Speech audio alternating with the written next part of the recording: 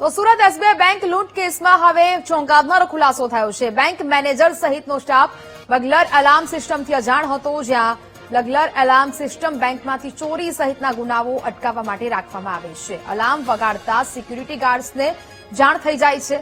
લૂંટારુઓએ લૂંટ સમયે બેંકના અલાર્મના વાયર કાપી નાખ્યા હોવાનું સામે આવ્યું છે। લૂંટારુઓ 50 લાખની લૂંટ કરીને ફરાર થઈ ગયા હતા। ઘટનાને 3 દિવસ થયા છતાં પણ લૂંટના આરોપીઓ પોલીસ પકડથી દૂર હોવાનું સામે આવી રહ્યું છે। સંવાદદાતા ધ્રુવ વધુ વિગતો સાથે લાઈવ જોડાયા છે। ધ્રુવ, સુરત એસબીઆઈમાં જે ધોળા દિવસે લૂંટની ઘટના સામે આવી હતી, આરોપીઓ ફરાર થઈ ચૂક્યા છે, પરંતુ હવે આ દિશામાં પોલીસ શું તપાસ કરી રહી છે? અત્યારે શું અપડેટ મળી રહ્યા છે? હવે ધ્રુવ,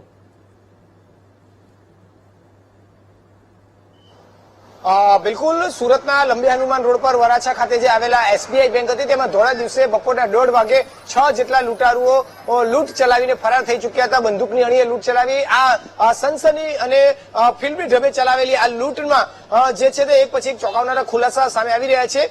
પોલીસ તપાસમાં અને તમામ તપાસ કરતા સામે આવ્યું છે કે જે એસબીઆઈ બેંકમાં જે છે તે સ્ટાફ છે તેમાં મોટી બેદરકારીનો ખુલાસો થયો છે।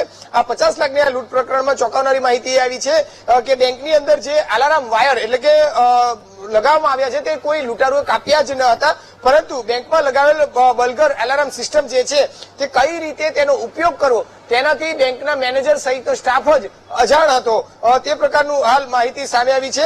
લૂંટ સમયે સર્વિસ મેનેજર સહિત 2 લોકોએ જે લૂંટારુઓની નજર ચૂકવીને 3 વખત બગલર એલાર્મ દબાવ્યા, પરંતુ તે વાગ્યા ન હતા, એટલે કે કઈ રીતે તેને ઓપરેટ કરવા, કઈ રીતે વગાડવા તેની તેમને જાણ જ ન હતી, જેના કારણે તે સમયસર તે એલાર્મ વગાડી ચૂક્યા ન હતા, જેના થકી પોલીસને સીધી માહિતી પણ મળી શકે કે મુખ્ય જે ઓફિસ છે ત્યાં સુધી તેને ઇન્ફોર્મેશન મળી શકે।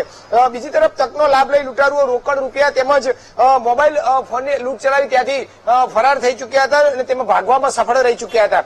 હવે મિસ્ટર ઇન્ડિયા થઈ ગયેલા આ તમામ 6 જેટલા જે લૂંટારુઓ છે તેને શોધવા માટે પોલીસે રાત દિવસ મહેનત કરી રહ્યા છે।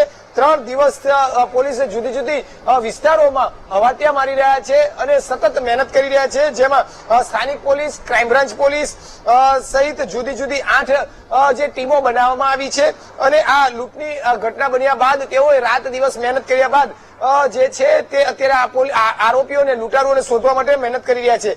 રાત દિવસ પોલીસ અને મહાનગરપાલિકાના અને સ્થાનિક જે ઘર કે દુકાનોમાં લગાવેલા 200 થી 2000 સુધીના સીસીટીવી પોલીસે તપાસી ચૂક્યા છે અને પોલીસ હજી આ લૂંટારુઓનું કોઈ પાકું પગેરું મળી નથી રહ્યું।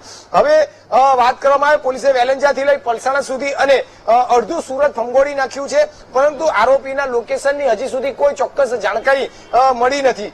ત્યારે વાત કરવામાં આવે, આ પોલીસે રાત 3 દિવસથી ખાધા પીધા વગર અને પોતાના ઘરે પણ નથી ગયા અને અત્યારે આ આરોપીઓ જે છે, લૂંટારુઓ જે છે તેને શોધવા માટે સતત મહેનત કરી રહી છે। ત્યારે આ લૂંટારુઓએ પણ સુરત પોલીસને ખુલ્લો પડકાર ફેંકતા અત્યારે ચેલેન્જ આપી છે અને પોલીસ આ ચેલેન્જ આરોપીઓને પકડવાના તમામ પ્રયાસો કરી રહી છે। જી બિલકુલ ધ્રુવ, વિગતો સાથે જોડાયા તે બદલ આપનો આભાર।